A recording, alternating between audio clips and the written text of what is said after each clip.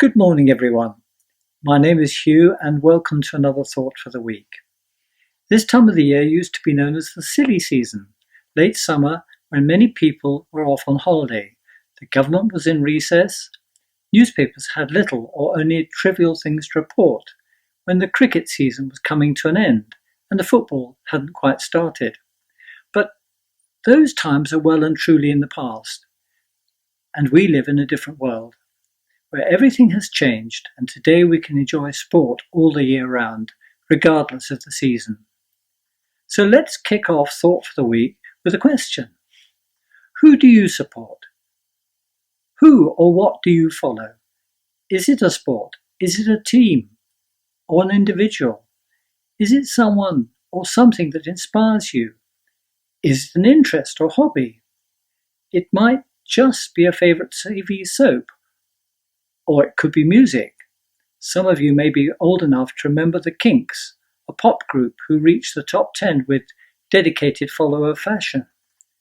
I'm quite happy to admit that I don't know one end of a football division to another, but when it comes to the Six Nations, Test matches, or Wimbledon, well, that's different. But if you've been coming to St Thomas's Baptist Church for a while, you won't have failed to note the occasional remarks made, even from the pulpit, about an important football or Six Nations rugby results from the day before, and which team is the only one worth following. The possibilities are endless. In today's world, we're often spoilt for choice with too much selection. This can create a problem, in sport especially, as who to support or to follow. It is possible that we might just leave it to the best team or the individual on the day. But whatever the decision, we want to know that we're back the right side, a winning side that won't disappoint. Even in biblical times, people had very similar challenges in deciding who to follow.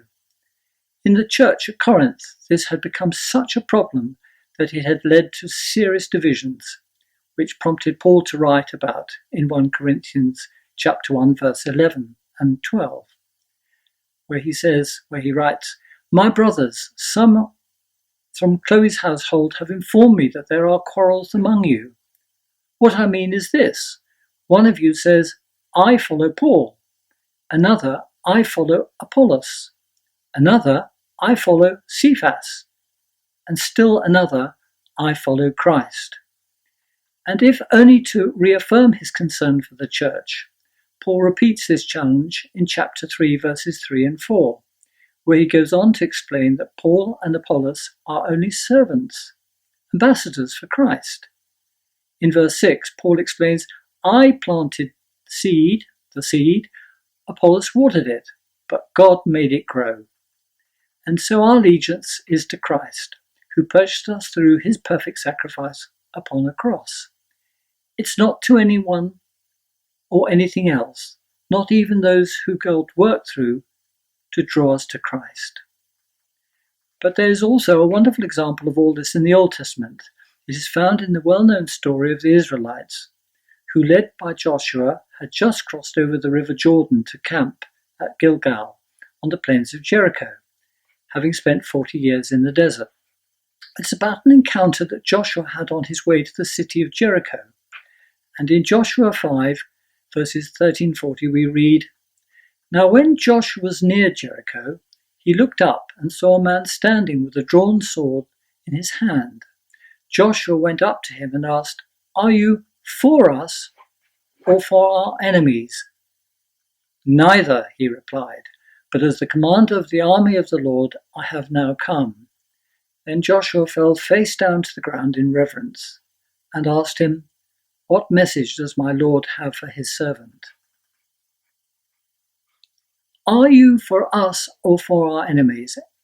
In other words, Joshua wanted to know whose side you are on. Who do you follow? Who do you support? And the answer given was a bit of a conversation stopper. Neither. So my final question is this. Are we following Christ wholeheartedly, or are there other interests in our lives that have drawn us away from God's side?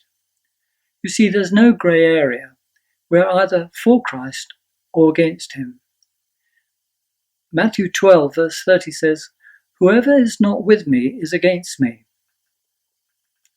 But being on God's side brings so many promises of blessing, as Stephen has been pointing out to us from his current study on the promises of God.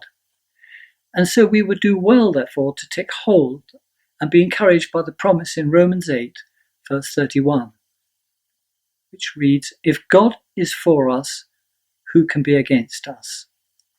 In the world today, following a particular team, personal activity does not bring any guarantees or assurances of success.